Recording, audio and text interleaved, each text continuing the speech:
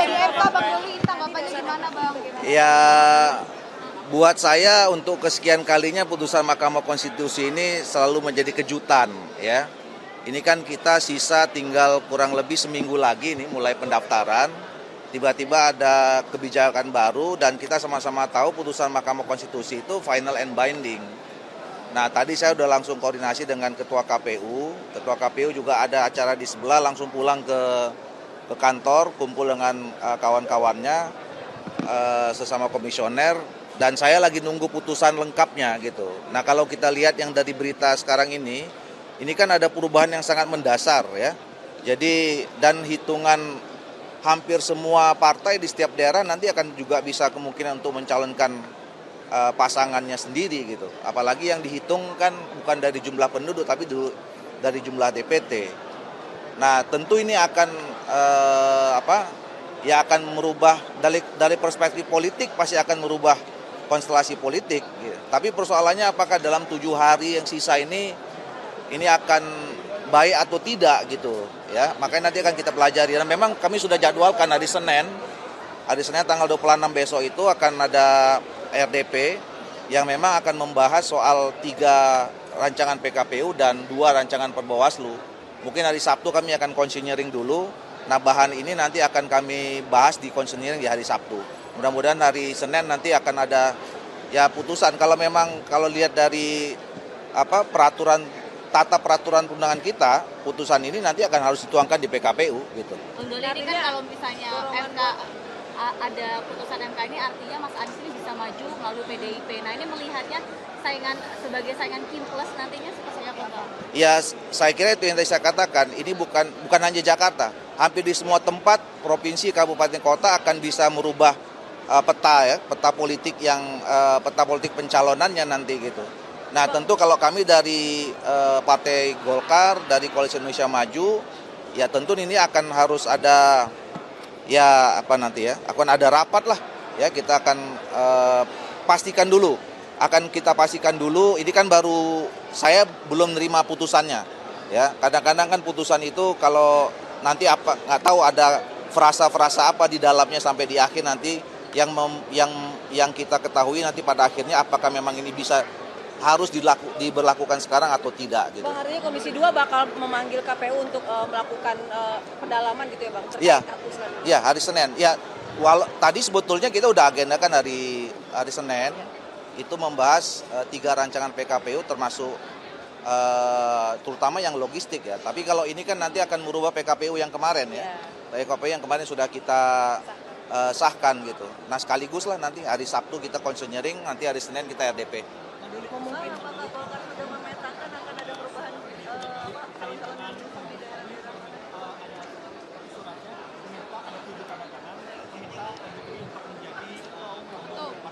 Ini apa nih? Ini yang mana dulu nih? Ini soal PKPU atau apa? Yang soal pilkada, apakah Golkar sudah memetakan di daerah-daerah mana yang akan dievaluasi koalisinya? Belum lah, ini kan baru nih, baru berapa 1 jam yang lalu ya saya dapat ya. Makanya saya kira nanti Golkar bersama dengan Koalisi Indonesia Maju mungkin harus duduk bersama lagi ya, memetakan ulang kira-kira nanti pasca dari putusan MK ini seperti apa. Sekali lagi kita tunggu putusan MK ini nanti putusnya salinan lengkapnya seperti apa. Nanti teman-teman KPU mungkin malam juga mereka sudah punya pandangan ya. Saya juga sudah tadi suruh minta teman-teman staf TA di Komisi 2 untuk mengkajinya. Nah, malam nanti bisa akan kita ketahui. Ada kemungkinan perubahan berarti ya, Bang, nama-nama cakada-cakada itu ya, Bang? Ya, kalau secara politik, secara strategi, begitu peraturan berubah, terus kemudian peta kekuatan berubah, ya tentu kita harus menyesuaikan diri gitu.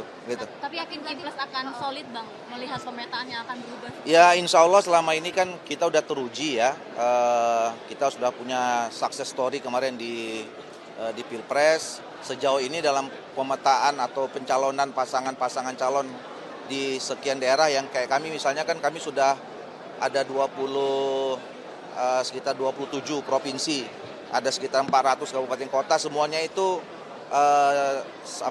pasti sudah dibicarakan. Sebelum kami putuskan, kami sudah bicarakan dengan teman-teman di Koalisi Indonesia Maju. Ini kan PKPU-nya bakal dibahas lagi, mungkin kemungkinan bakal dibahas lagi. Apakah nanti pendaftaran itu bisa diundur gitu, pendaftaran Tapi saya kira ya kalau nanti berkonsekuensi dengan perubahan tahapan atau jadwal, ya saya nggak yakin ya akan bisa sampai kepada perubahan jadwal itu. Karena kan jadwal itu udah ajek ya, itu kan akan berentetan. Kalau kita satu bermasalah atau kita tunda, itu nanti akan ada berdampak domino, efek domino kepada tahapan-tahapan berikutnya gitu.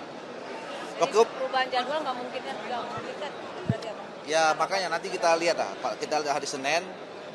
Kalau menurut saya agak sulit kalau kita mau merubah jadwal ya. Tahapan ini kan sudah berjalan, sudah diketahui banyak orang gitu. Oke. Abang soal ini Pak Jokowi diminta untuk jadi ketua umum Partai Golkar ini berkaitan sama Tanggapannya gimana Bang? Ya, musyawarah nasional ini kan forum tertinggi ya, forum tertingginya keluarga besar Partai Golkar. Jadi semua keluarga besar Partai Golkar itu yang merasa bagian, yaitu punya hak untuk menyampaikan aspirasinya gitu. Ya termasuk senior-senior itu. Saya kira ya kalau ada yang mengusulkan A, mengusulkan B gitu, saya kira itu tidak dilarang ya dalam forum ini, dalam forum musyawarah nasional ini. Ya tinggal apakah nanti kemudian itu nanti bisa masuk ditangkap oleh peserta Munas, karena kan nanti yang menentukan peserta Munas.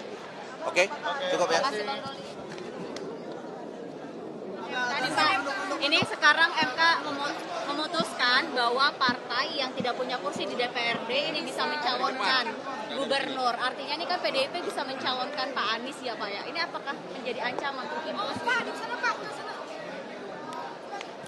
Saya hanya boleh komentar ada dua hal. Tentang acara ini dan tentang MPR.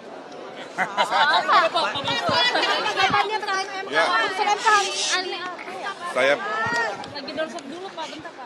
saya baru membaca, mendengar dari media juga, jika itu memang menjadi sebuah keputusan, tentu satu harus dihormati kan, karena kan Mahkamah Konstitusi adalah institusi negara yang mereview urusan perundang-undangan termasuk pilkada. Kalau itu bisa membuat lebih banyak lagi calon-calon pilkada di seluruh Indonesia, termasuk di Jakarta, yang diuntungkan adalah warga. Ya. Karena kan warga akan disuguhi oleh adu gagasan. Makin banyak gagasan yang solutif untuk permasalahan wilayahnya kan makin bagus. Saya tidak masalah, karena dengan banyak sedikit pun selama itu sesuai aturan tentunya harus dilakoni. Waktu wali kota Bandung saya 8 pasang, banyak sekali. Ada independennya juga. Waktu Pilgub Jawa Barat 4 pasang, juga nggak ada masalah.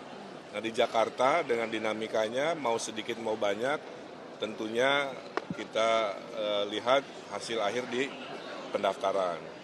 Setelahnya yang penting guyup gitu ya, solutif, jangan ada caci maki, ada hal-hal negatif. Anggap pilkada itu adalah sebuah pesta demokrasi. Jadi tidaknya itu garis tangan takdir Allah. Kalau berhasil kita beradaptasi, kalau tidak berhasil kita juga beradaptasi. Tugasnya itu. Kekuasaan Ini kan putusan MK kan membuat Pak Anies. saya kira Ini kan putusan MK membuat Pak Anies. Di antara banyak sumber informasi, kami layak dipercaya. Karena kami menggali lebih dalam, berpihak pada kebenaran, berpegang pada data dan fakta, agar layak Anda jadikan referensi. Kompas TV, independen, terpercaya.